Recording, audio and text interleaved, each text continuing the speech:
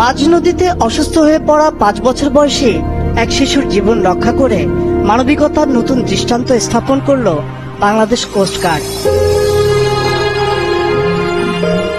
ঘটনাটি গত 30 এপ্রিলে কর্ণফুলীর 3 লঞ্চে অসুস্থ সন্তানকে নিয়ে ঢাকার উদ্দেশ্যে রওনা করে ভোলা জেলার বসবাসরত এক দম্পতি।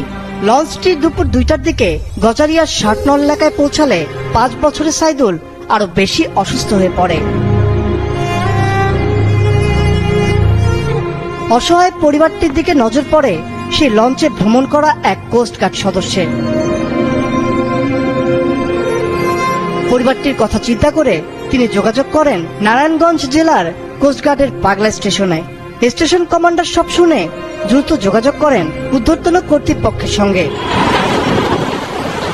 ঊর্ধ্বতন কর্তৃপক্ষের নির্দেশে নদীতে টহলরত একটি দল স্পিড বোট নিয়ে দ্রুত যায় ঘটনাস্থলে। মাঝ নদী থেকেই শিশুটিকে উঠিয়ে নেওয়া হয় স্পিড বোটে। প্রাথমিক চিকিৎসা শেষে কোস্টগার্ড তাদের নিজস্ব অ্যাম্বুলেন্সে শিশুটিকে পাঠায় ঢাকা মেডিকেল কলেজ হাসপাতালে। বেঁচে যায় শিশুটির জীবন। কোস্টগার্ডের media commander lieutenant HM Harunur Rashid জানান, মানবিক দায়বদ্ধতা থেকেই তারা শিশুটির জীবন বাঁচিয়েছেন। AFP নিউজের সাথে থাকার জন্য ধন্যবাদ। সাবস্ক্রাইব করে সাথে থাকুন।